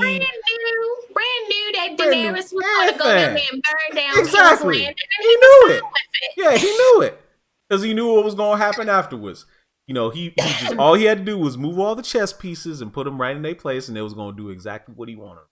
So I could see it. And then when he said at the end, he's like, "Oh, so what was the last of you? Or what about Drogon? Have you heard about Drogon?" And they were like, "Oh, well, we last saw him headed east." He was like, "Oh, let me see if I can find him." Knowing good and damn well he could probably find him and maybe warg into a dragon, dog. Like, nah, come on now, come on now. Yes. Shoot, so we're ain't gonna be running things for real, and I wonder what it's gonna be like over Westeros under him. The villain of this whole show. Yep, I can see it. But for me, as much as I love Daenerys, Targaryen as a character, and how angry I was to see them kind of do that flip, it wasn't because I was unsatisfied with the ending or where they ended up. I did feel like I felt like the season was a little bit rushed and it didn't give enough time to let some of this stuff breathe. I would have appreciated maybe if they had done a little bit more. And now we know for sure that HBO would have given them whatever they wanted, because Game of Thrones was like one of their more historically. Sure? Because I think it was on record that HBO gave them the green light to say, "Hey, we'll give you whatever you need," and they made the decision to do these truncated seasons. Okay, well. Like this, the producer, the showrunners, they said that, whatever falling out, and I still believe from the articles, you can go back and check from 2017 and stuff like that, when these articles were coming out about Game of Thrones and all this. The showrunners had a falling out with J.R.R. Martin. George R. R. Martin. Yeah. The writer, the original writer. They had a falling out with him. And then they said, because like I said, you can go back and look in all these articles, they said it's going to be 13 episodes and we're done. So did they rush it? I do believe they rushed it because some of these could have been longer episodes and stuff like that. But it is what it is. It's not, this is millions of dollars being spent here. I'm not paying for them to redo it. Like, we can go into something else. I'm waiting for Watchmen, okay? But it is what it is. And to answer the original question, is it a victim of its own success? No, because there'll be new people who have never seen it, who will watch the whole thing and be like, okay, that was a thing. This ended. I'm not happy with this ending. No. Well, let me ask you this then. It's not a victim of its own success because it's still successful. People are talking about it, and here we are on Wednesday. People, the merchandise is going to sell. It's not a victim of its success. It is just success. It's just a successful show that ended probably earlier than it should have. And it's the opposite of what usually happens on shows. They run longer than they should. This one ran shorter than it should have. They should have had probably 9 seasons. But, it is always good to know when enough is enough and when to stop. However, did they have to do, the truncated seasons like they did? No, they didn't have to do that. They could have still ended it in 2 seasons, but gave us more material to flesh it out. And that's my opinion on it. I think, that's where I think they made the mistake.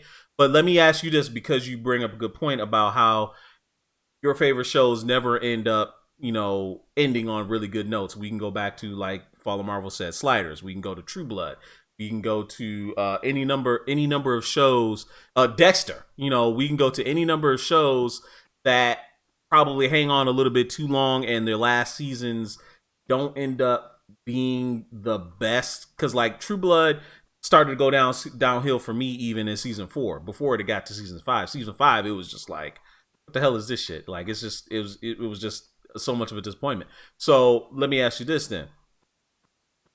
You say it's not a victim of its own success, but having terrible last seasons, do you think it might affect people's rewatchability of it? I'm not talking about new fans, because new fans probably will pick it up and want to see what all the hubbub if it's was a new about. fan, they're not rewatching it. It's no. I'm talking about the people that have watched it and they were like, you know what? Like Sharita Jackson even said, when she was talking about in reply to Dido saying, y'all need to grow up and get over it. She was like, no, fuck it. I want my 8 years back because I feel like I wasted 8 years on this show and it didn't end the way that I wanted. Go ahead. I didn't waste 8 years of my life. No, because I came in a season when season 5 was just coming out. So I wasn't one of those folks that started at the very beginning and went all the way through. Some of those people who felt like they wasted 8 years of their lives and they're not satisfied with this last season will probably never watch the show again.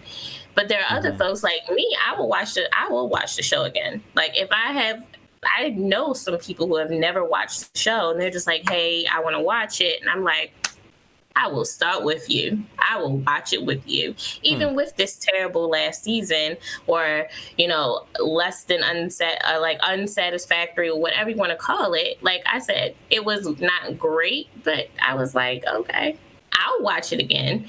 Some people won't. There will be some diehard fans that are no longer diehard fans and it's killed for them and it's dead.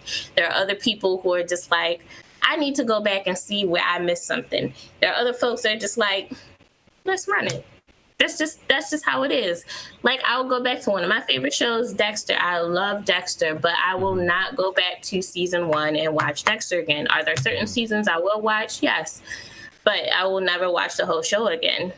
And that's okay. But does that make it a victim of its own success? No. I mean, it's not.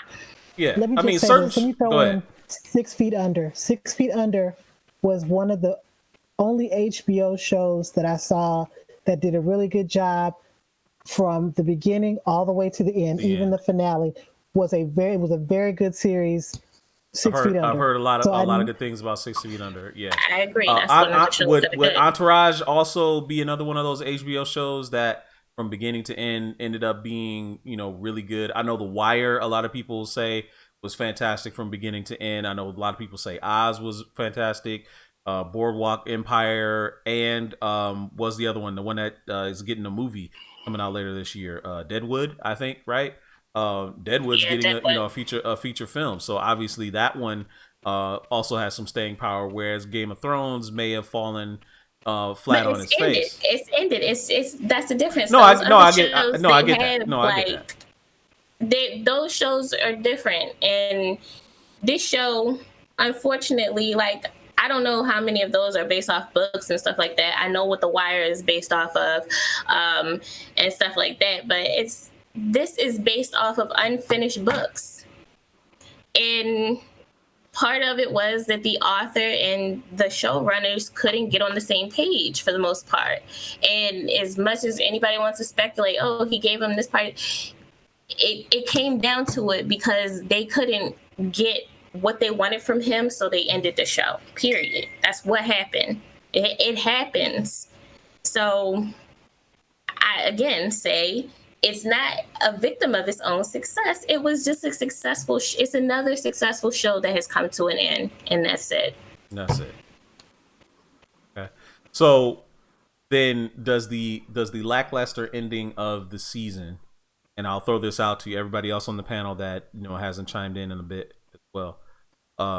Does this color your anticipation for the spinoff shows / prequels that are already in the works? Or do you think you'll still want to engage? I don't know. Being Maybe. how John. Oh, go ahead.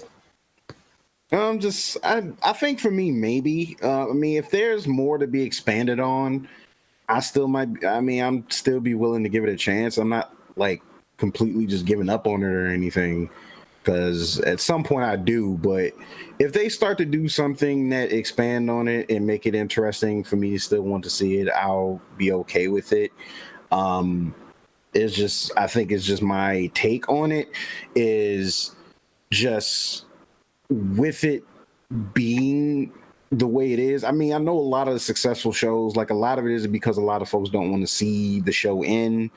And another thing, whether, you know, whether they think it's not good at all or whatever, but you know, it's just like the overall reception of it is lukewarm to, you know, from something that's basically been firing all cylinders for like the last 8.5 years. So, you know, just you know, I'm kind of still on the fence with it right now. It's like, you know, but if they still have room to expand it, and you know, it's still potentially to kind of like not, you know, could save a part of the mythos or whatever, you know, who knows. So I'm just kind of just waiting on the fence for right now still. You know, we'll see what happens. All right. Anybody else before we move on? The only thing I want to see is the rise of the Mad King and how that all started, because they only showed him one time, and outside of that, they just kept calling him the Mad King. But some history on that and how Robert became king and all that stuff, that would be good to see. I'd be interested in that. If there was one thing that I want to see, I would actually love to see, you know, when the Targaryens invaded, you know, Westeros in the first place, like Baelor the Dread, you know, coming over, you know, was supposedly, you know, a huge dragon, maybe even bigger than Drogon was, and in the whole fall of Valyria from, you know, over there in Essos, I think would have been pretty cool to see, as well. I'm interested in that, because that would probably be more. That would probably be full of more Targaryen backstabbing drama than an episode of Empire. I think it would be. I think it would be great. I think it would be great. Well, like Mike Oliver said, I want to see why Elle said, you know, why the Mad King went mad, and more of the Children of the Forest, and you know how Children of the Forest would be cool too. Yeah, the development of the Night King and all that kind of stuff. So I'm gonna watch if they you know have a spinoff. I'm gonna watch it. But I want to say one thing. If you are a Spartacus fan, so Spartacus over on, what was that, Showtime? It was if you were a Stars, fan of, Stars. yeah. You're right. It was on Stars. If you were a fan of Spartacus and you mad at Game of Thrones, man, I don't want to talk to you. Shame on you. Come on. Spartacus, the way those shows ended, no, that was a travesty. No, anyway. But the guy died. They had a reason for ending them shows. Right. You know I mean, they had real world implications there. No, I'm talking about, like, come on, like, you know how they just switch out a character and they act like that's the same character that's been there from the beginning. They had to. They didn't have no choice. No, because Spartacus season 2, they even started it from a different point in time. And anyway, I'm just saying, because I have a friend, I won't call him out, but they mad at Game of Thrones, but they not mad at Spartacus. I'm like, come on.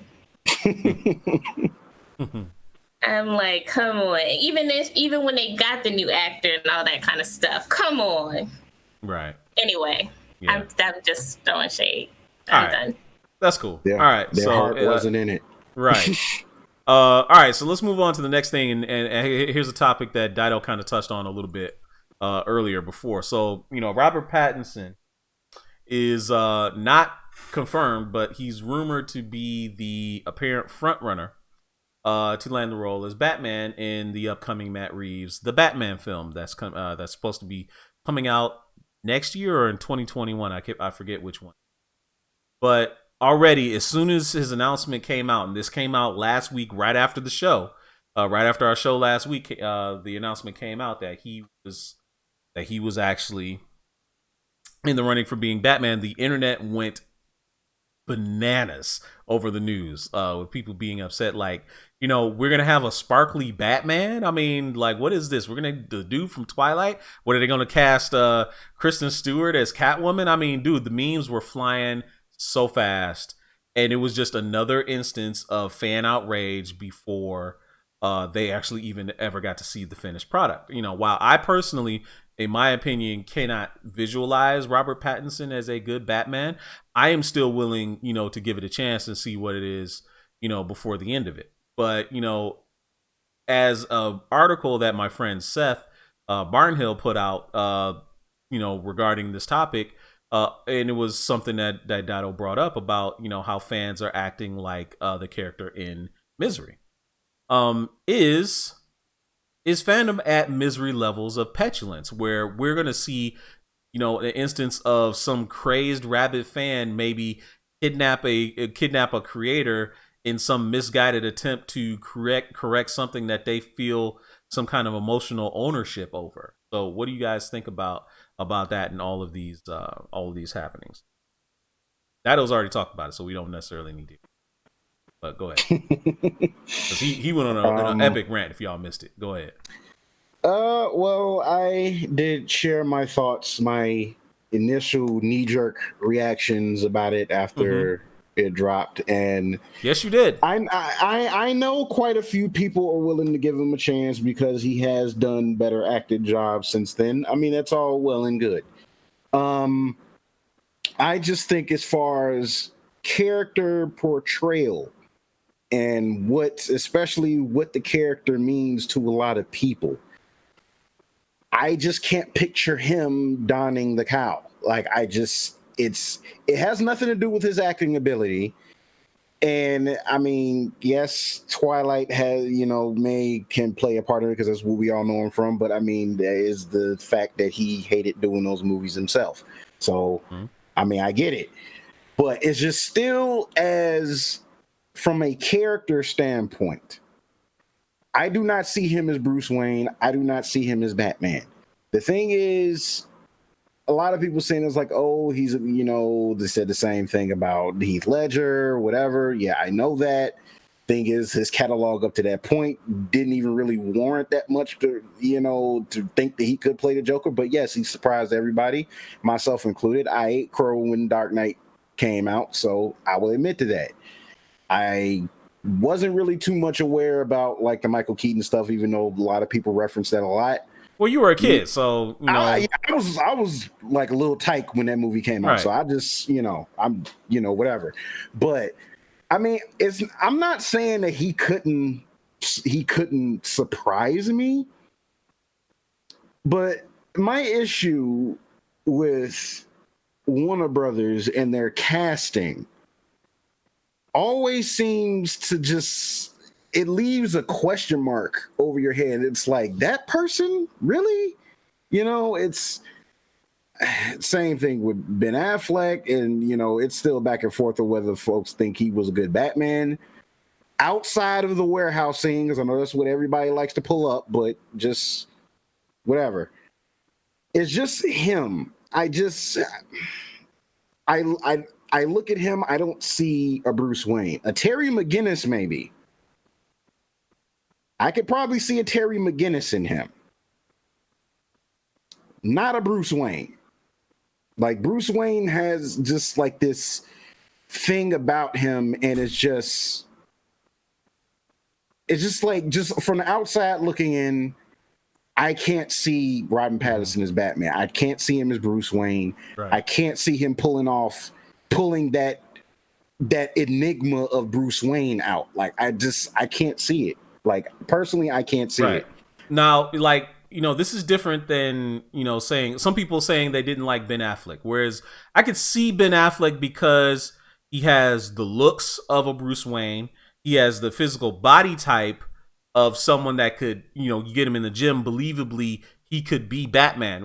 Robert Pattinson might have on the surface the looks of a Bruce Wayne, but he's kind of waifish thin. He doesn't really strike you as an imposing Batman type in any way, shape, or form. So I think that's where a lot of people are basing their judgments off of. Whereas, you know, someone like a Scott Adkins who just absolutely just looks the part right out of the box.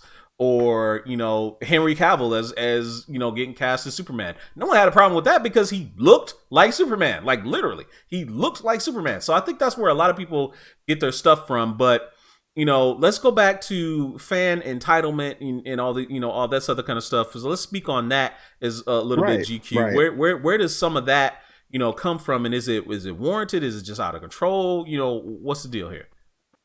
I wouldn't call it entitlement. I mean, I'm batting 1,000 on my Batman choices so far. But none of them have been picked. You picked Scott Adkins. He ain't been cast. No. Anytime I've said that a particular character cast to a Batman or a particular actor cast to a Batman or a Batman-related role isn't going to work, they haven't worked. Jared Leto sucked. Ben Affleck, his stuntman, did all the work. I had zero problems with Ledger because I knew his work.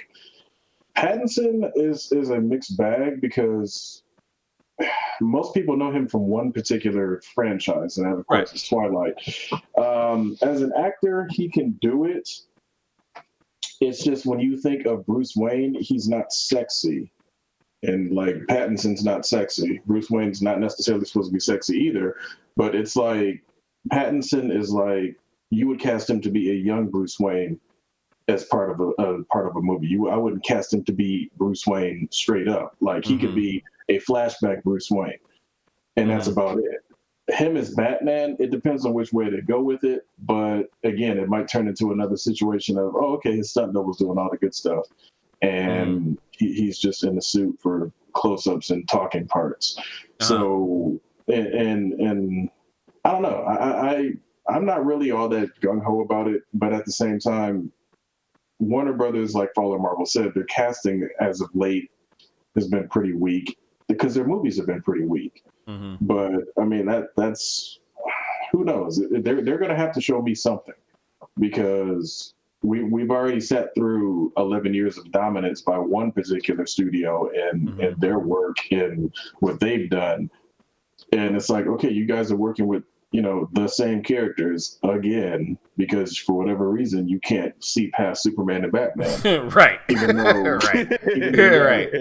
even though you got Wonder Woman, you know, doing Green Lantern, Aquaman, The Flash, right. So it's like, you got a whole bunch of other characters to do. But I mean, it's like, if they're casting him to be Batman, okay, what is this going to lead to? That's the only thing I'm looking at. It's like, okay, you get him to be Batman in The Batman. Okay, great.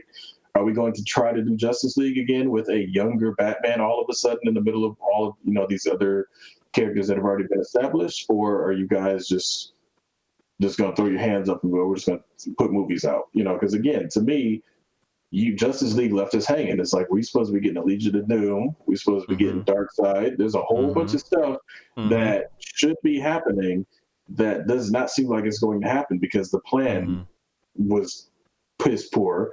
So them doing Pattinson, it's like, whether they get him or not, I almost don't care, because it's like, you guys haven't showed me anything lately that really says, oh, I should be hyped for you guys' movies. And that's a problem.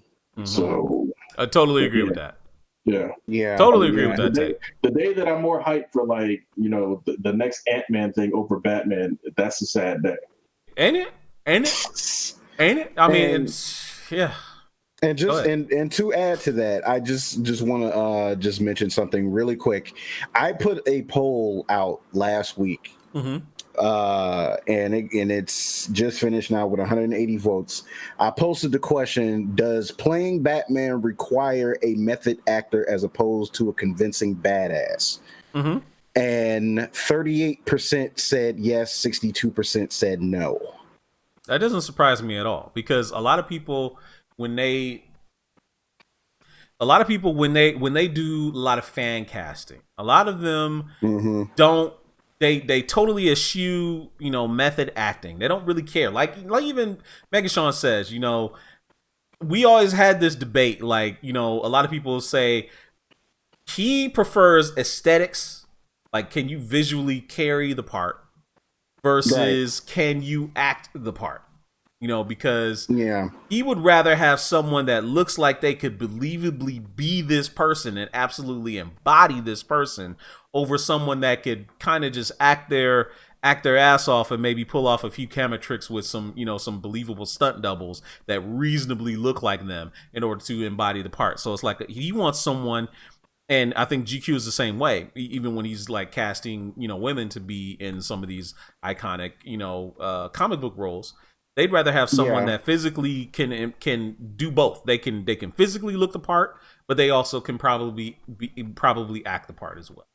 And Wait a minute, I think that's you where a lot said of two people. different things there. You just said What did I say? unless I'm bugging right now, like you just said they rather have somebody who looks the part but cannot actually sell the part. Mm-hmm. Than What I mean sell by the that, part and yeah, that's kind of what I mean. I was like, a lot of people when they do their fan casting, they don't look at how good they can act. They just look they look at their physical look and say, hey, does this person look like someone that can actually be this person or this character, versus someone that gets cast in a role like, say, like a Heath Ledger. He's a great actor, but he doesn't look like someone that could probably end up being the Joker, because all people knew him from was A Knight's Tale, or 10 Things I Hate About You. That's I pick people that can do both. Right. Which is what a lot of people kind of do. They look at someone that can. You just said most people don't, so you can't. I said first thing they look at is their physical, and they worry about the acting second. They worry about the acting. That's secondary to whether they can act better than they actually look the part. Unless you're a blind man, you meet somebody physically first before you meet their personality. So realistically, what they look like first is always extremely important, and then whether or not they can act really comes in, because again, at this level, anybody that's usually on the list can act in some form or another. It's always left to the director to pull out that performance. Let's look at as we were saying with Halle Berry earlier. We've seen Halle Berry in some trash, but we know she can act. Yes, we have. So, like, some people have accused Halle Berry of being wooden, where she really kind of isn't, and it's more of the director's fault. Or we can look at Gal Gadot, who was or we can look at someone like Gal Gadot, who a lot of people really didn't think would be a believable Wonder Woman in any way, shape, or form. She ended. It's question it, but anyway, that's a polarizing thing. Like, I'm kind of like on GQ side a bit when it comes to her, but I'm not like completely opposed to it. But I just think it's a very tricky thing, because again, when you're looking for someone that necessarily can look the part, but necessarily, it's like I guess like a Sam Worthington or Jai Courtney. They have like that prototype look, but they can't carry a movie on their own. And it's like, or Scott Adkins, like everyone likes to say, who is a martial artist, but cannot act. I mean, he's not a terrible actor. Like, if any, you never watched Ninja. Ninja was actually pretty good. Let me say this: he cannot act well enough to satisfy people, to be Batman and be great enough on the screen and carry a movie. Excuse me. How do we know? How do you know that? Yeah, how do you know that? How do you know that? Cannot. How do you know that? I've seen his films. That's how I know. Oh my God, really? Okay. I have not seen one film where he is like a character where I'm just like, yes, movies, this guy is just gonna no. Yeah, all his movies are like 95% action driven. It doesn't require a lot of action. It doesn't require a lot of like theory. Name one of his. But we're talking about him as Batman, and if he is a action star, right? And I have seen his films, and I do not believe that he could be a good Batman. That's Excuse me. What have you seen of this man physically that thinks he couldn't be a good Batman? Please tell me. I I need somebody to be Bruce and Batman. You don't think he could look like Bruce Wayne or carry that around or carry that off? Come on now. Is he just gonna stand in the scene? Is he just gonna stand in the scene and say nothing with a suit on? Wow, really? We doing that? Is Really? he gonna do that? Because really? We doing that? Really? Then, come on now. But is Bruce Wayne not a character? Bruce Wayne is a whole character, no? Now, let's break down Bruce Wayne then, since you want to go down this road. Well, I mean, we're talking about Bruce Wayne. Well, I didn't even say my take on Robert Pattinson, but we were saying the whole thing between the two people. We'll get to your Pattinson in a moment. I want to break this down since you brought it up now. I need a good Bruce. I need a good. What makes a good Bruce Wayne on screen? You have to. I will take it back to someone who has already done it on screen. Christian Bale? Christian Bale? No. Michael Keaton? Michael Keaton was a good Bruce Wayne because he had the eccentric part. He had the charming part. He had the businessman part. He was able to go through all of those things as Bruce Wayne and be convincing, and you were just right there with him. And then when he got in the suit, he was Batman. He was Batman too. All right, so let's go to Ben Affleck. How is Ben Affleck in any way Ben Affleck and any of those particular traits you just listed? Ben Affleck was a charming Bruce Wayne. In what way? Who did he charm? Because Wonder Woman was getting the cold shoulder. Just because somebody is charming doesn't mean that their charm works on everybody. Did you see how awkward he was when Mercy found him down there when he was somebody was going? I thought I was looking for the bathroom. I'm not saying that he was the great pick, because I have been very vocal on how I think about, and I don't want to go on a rant about Ben Affleck. It doesn't have to be a rant, but what I'm saying but it will be. But what I'm saying is, Bruce Wayne is treated.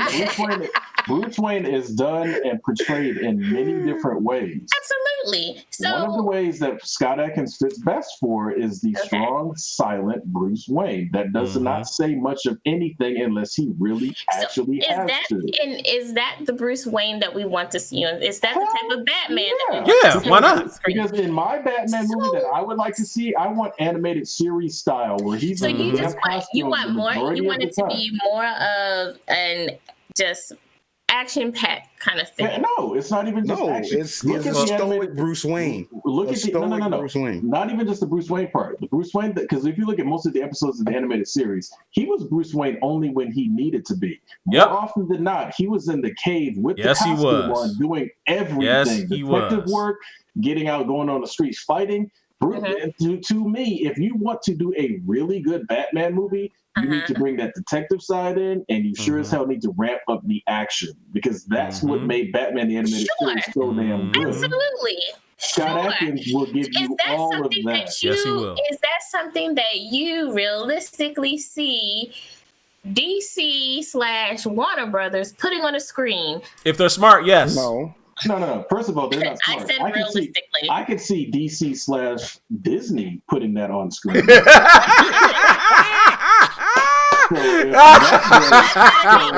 going to be a thing. So again, when we say realistically, that's not a thing. That's not realistically a thing. Just a short 10 years ago, I wouldn't have thought that Star Wars and Marvel would have been a DC property. Yeah, or that's Fox. true. Let's just go even more recently. That's true. Okay, do we want to go down the rabbit hole of why that would not be a thing with Disney? No, we're not doing that. But here, let me ask you. Let me ask you this. Okay. Let me say this though. Let me say this though. Okay, you're discounting Scott Adkins because you think I'm not discounting him. No, but you did. But you kind of did. Him up as an example when people say somebody who has these huge acting chops and looks the part and all this other stuff, or somebody who has the acting chops but doesn't have the look and may potentially be able to get into the look. That is what I was saying. Let me I was disagreeing that you guys, because your favorite is Scott let me say this. Let me say this then. Okay, let me say this then. Right, from a movie that I recently got acclimated with. Okay. Called The Fifth Element, right? Who I've played heard the? Yeah, I'm sure you have. So, and you're intimately familiar with it. So, who played the president in that film? Can you tell me the black man that played the president? I can't remember his real name, but I know his nickname is like Tiny. Tiny Lister Jr. Tommy Yeah. Tiny Tommy Liz's Tiny Webster. Lister Jr. Yeah. You know, a guy that's known for being, you know, He was the yeah, president. he was the president, right? And a guy known for, you know, known for playing, you know, Debo in Friday, or, you know, known for playing Zeus, or playing, you know, big black thug guy, right? That's what he's known for, and that's what he's always cast, right? Anybody can So- play the president in a movie. Oh, really? Anybody can play the president like he played it? Him, a guy that's typically saying like that- super you're strong saying that- and stuff like that, right? Please make your point, because So you my going point off the is, rails. yeah, no, I'm not, because what I'm trying to highlight is that you're saying you can't see Scott Adkins being Bruce Wayne.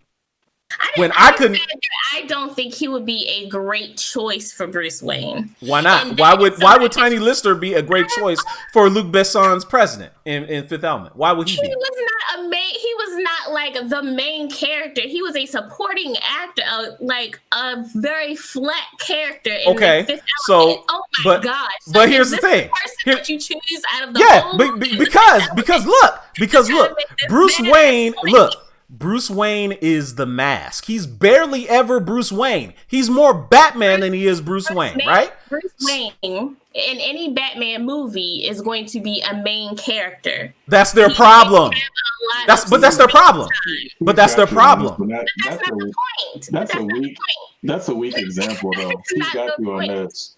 That's the problem. No, that's a weak example though, because his part took probably 1 day to film. No, Right. but what I'm trying to It's say, like- what I'm trying to he's say a is black background character. in the Yeah. best Try something example else. of a Batman film, Bruce Wayne is going to Try be minimal, something else. almost a secondary character. That's what I'm trying to say. In a Batman film, Bruce Wayne is going to be a background character, but He's see, still Bruce a Wayne main and character. Batman are they're played by the same person. But The they're point totally is they're different people, though. They're two personas played by the same person. So that means that Yeah. they would have the monopoly on screen time. That means they have to have an actor who can do both parts well.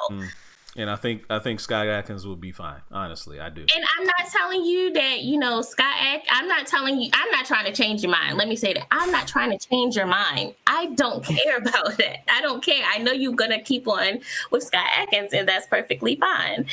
I'm just saying, when you say it has to be somebody who looks a certain way instead of somebody who can act well and who can has the capacity to learn skills that a character needs, I think that's very important. I give it to Scott Adkins that he's a great martial artist and all that kind of stuff, but okay. So All are right, a lot of other people. So what's your take on Pattinson, real quick, then? I will say for Pattinson, I don't really know, because from what I know of him is the Twilight movies and from Harry Potter. And I know he's done a whole lot of other stuff between those two and after. I don't really know. And from... He was in Harry Potter? Yes, he Yeah, was. the Goblet of Fire. That was the only movie he was in because he what? He somebody Harry knew. Yikes. We're talking about fandom right now. The most memorable moment from the movie is him dying, basically. And I guess Hermione, I guess so having to come. as a Harry Potter fan, he was Cedric Diggory, who is actually, a pretty significant character, even though he does die. That's a part of the thing. But yes, he's in the Harry Potter movies as that character. So he's playing the And same he did a good job. sparkly vampire and dying in a Harry Potter movie. I mean, those are things, right? Those are things. It's more than my particular acting career has gone. However, But no, and that's why I said those are two movies that I know him in, but he's been in a whole lot of other things. He's probably more popular in England because he's English. But I know he has a long acting career since those movies and even today. So I'm not dumping on his acting career because I don't know it. I'm not excited for him to be Batman because, again, I'm like, I don't know. I don't know if he could do it. I don't know. Because even those two roles in Harry Potter and Twilight were very different characters. So in Twilight, he was maybe a not. pedophile. Twilight, he was a pedophile. Oh man. I'm not gonna say all that.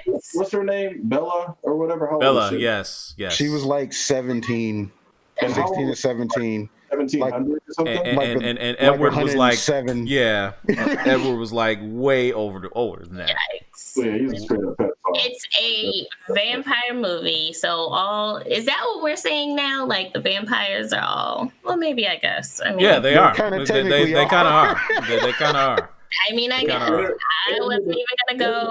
Edward the vampire was pedophilia all over the place because I'm like, Yes, it was. like you chowing down on this like 10-year-old man. Yikes! Can we And just then have her running around like she's your girlfriend or some stuff. I'm like, Yeah, man, that was kind of creepy as hell. Oh, That was boy. creepy as hell. yeah. So Edward is a pedophile. Anyway, so Dido hasn't spoken for a while, but honestly, when you're talking about this, when you're talking about, and I know Brie Larson gets hate for a lot of different reasons that aren't necessarily in regards to her casting, because it's just an interesting dichotomy when you look at it. Seems like the Batman roles always get scrutinized. Superman doesn't necessarily get scrutinized because they've never seemingly messed up that pick. Like when we look at Christopher Reeves. Wait, I said seemingly, with the exception. I mean, Brandon Routh wasn't necessarily terrible because I blame that more on Singer than I blame it on the guy himself, because he did what he was asked to. He was asked to embody the Christopher Reeve version of Superman, and he did the best that he could. But Henry Cavill was a hit.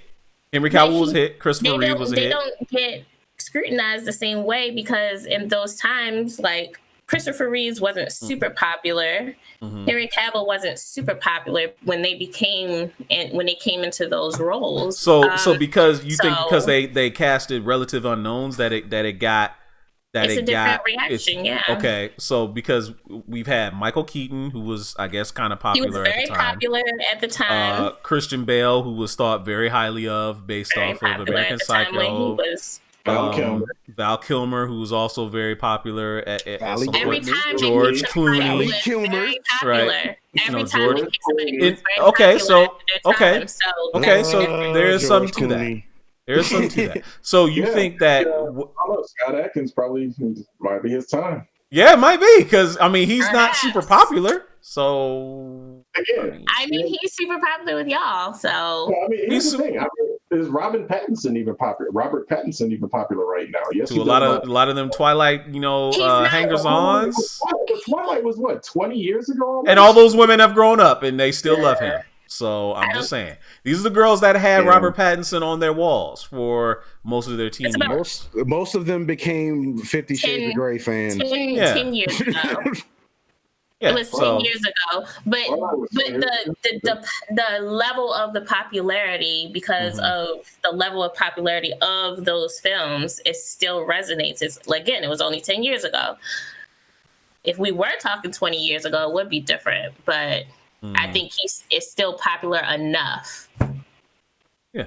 I don't know. There's a lot of Boyka and Atkins fans in the chat, it seems like. Sure does.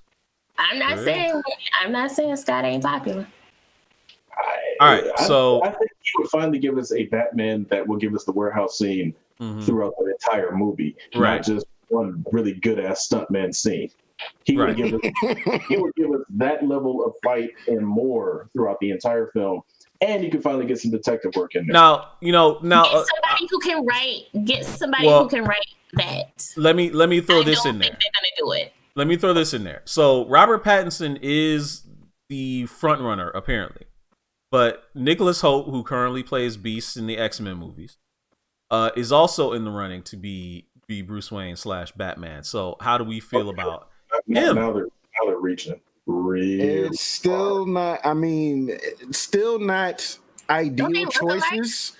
However, because I've actually seen his ability, I've seen his acting ability to some degree, and he's still not an ideal choice for the character for me. Now, physically though, he probably could do it. physically. Like I said, he probably could, but at the end of the day, just like Robert Pattinson, he's not an ideal choice for me. Okay. Is it too late to get Tanya Harding form another hit on both of them? Like Tanya Harding, really? Like for real. Like if there's a line going into the casting office, just Tanya Harding run by kneecap them both real quick, please. It's cold. That's cold. That Man. time has passed. Robert Pattinson and Nicholas Hoult. Mm-hmm. One, they're built the same. They have the same features. So they're obviously looking for a certain aesthetic for this movie. I guess they very lean Bruce. Like they decided to listen to Megashawn and just not make Batman old. But damn, now they're trying to make Batman small. I mean, I'm also like, maybe it's a guy thing. I don't understand it, but I don't understand why does that matter?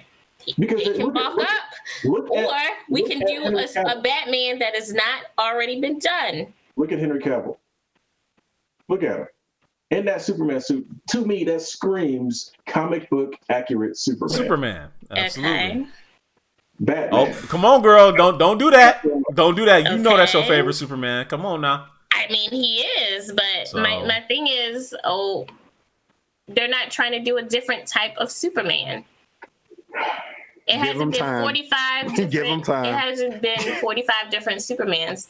So far, we've had a couple different types of Batmans. We've had a lot of Batman movies. Maybe it's time to do a Batman Beyond or something that is different. Superman movies too. We just had one actor that got to do 4 of them. Yeah, because realistically, we've had roughly 7 people? 7 6 people? or 7? Have we had 6 or 7 Batman or Superman? Well, it's 6 or 7 Superman, and then we've had just as many Batman at this point. Mm-hmm. I don't count Dean Cain. What? Wow. If we're talking straight movies, Superman 1 through 4, Superman Returns, Man of Steel, and then I guess technically Batman v Superman and Justice League. You've had 8 movies that have portrayed Superman. Now for Batman, you've had Batman through Batman and Robin, then Batman Begins. That's 4 movies.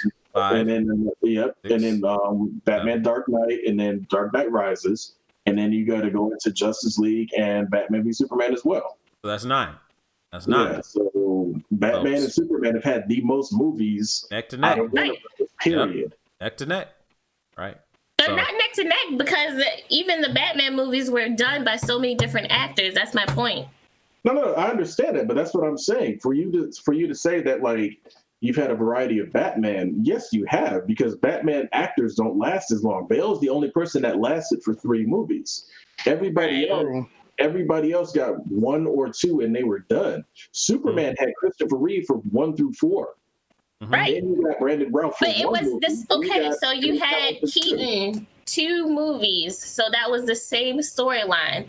Then we're down here to Clooney. Then we got to Schumacher messing everything up because he's so in love with the Batman of the 60s. So, yeah, and those movies, those were different. And I'm like, those were bat nipples and even more rubberized suits. Oh yes. Yes. So right there, you still had different versions of Batman. Again, you've never had a Batman, with the exception of Bale. You've never had a Batman that was built up, ready to rock and roll, because of the fact that Keaton set the standard of the rubber suit is going to be his musculature. The rubber suit is going to be his. This is how we make it that since he's not a body, he's got a built-up dude, we're going to hide all those facts under a rubberized suit. And that carried forward through every single thing until you got to Begins, where Bale, because he's a method actor, bulked his ass up and actually did the damn thing. Like he was the only Batman to go shirtless. So you're saying that Bale reset it for everybody. So now everybody has to have a certain body type. Is that what we're saying? We're in that. The thing is, no, Bale is a big part of that for Batman, but The Matrix pretty much set that standard for me when it comes to films. Skip all of this BS of we're gonna do super in close, like shaky cams, so you can't really see what's going on. The Matrix set the standard of, damn it, you all get in the gym, y'all go to a dojo, work out for some months. We're gonna get back in here. We're gonna film it wide, and it's gonna be you guys doing it. That's the standard standard that a lot of films should be moving up towards, especially films that can afford it. Yes.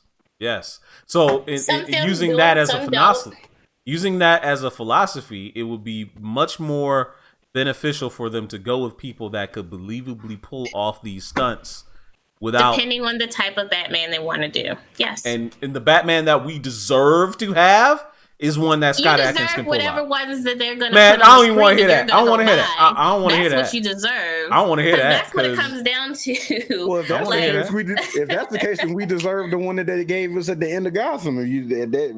Wow, right, yeah. You deserve that too. No, we didn't. No, we didn't. If you look back at, and again, I hate to keep bringing it up because they're the competition, but they're killing it, is every single time Marvel has cast somebody, in most cases, they are so good at both aspects of it, whether it be the physical look or the character, the character.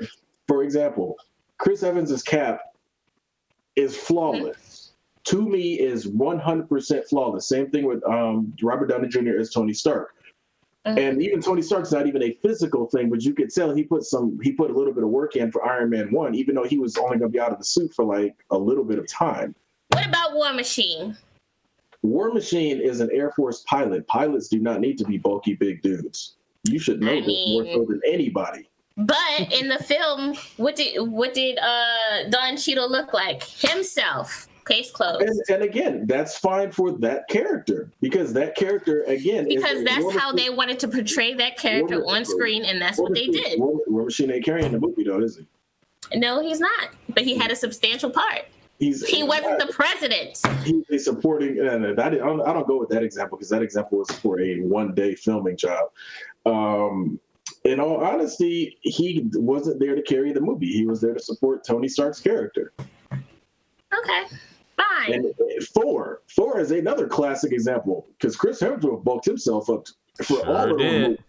Sure did. But again, that goes back to Chris Hemsworth being a method actor, and he fits into however they need him to be for the movie. I need a Batman that knows some martial arts already, ready to go. Mm-hmm. Pattinson don't know no martial arts. Michael J. White. Well, he's a little bit on the dark side for Batman, so unless you're gonna call him dark. Yo, man. 2019, Michael J. White.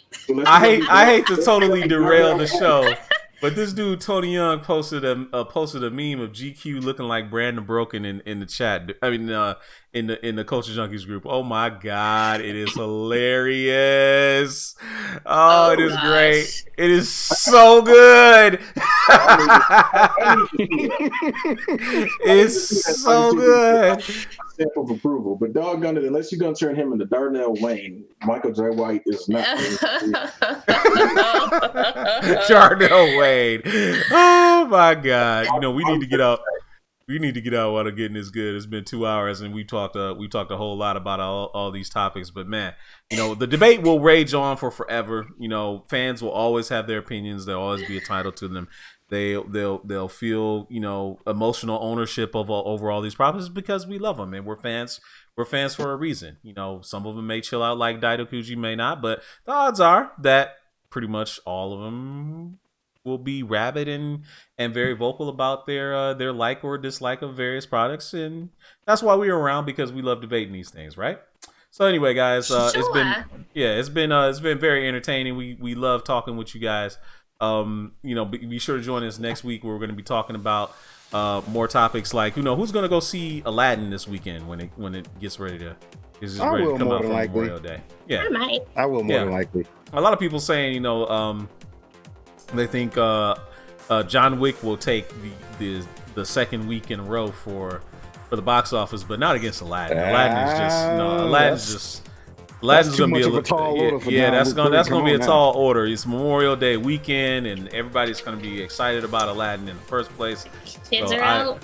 Yeah, the kids are gonna be out of school. A lot of people are gonna want to go see movies anyway. So, I think this is the weekend. GQ. I think this is the weekend that Avengers is gonna catch Avatar finally. What do you think?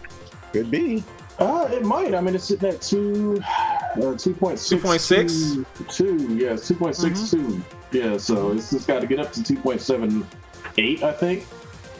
Yep. Or maybe 2.79. I don't remember. Yep. But it's And with a they can long, do it. yeah, with a long Memorial Day weekend, I totally see that they can do it. Somebody will watch it again for maybe the 6th time and contribute to pushing it over the top. I mean, I could probably.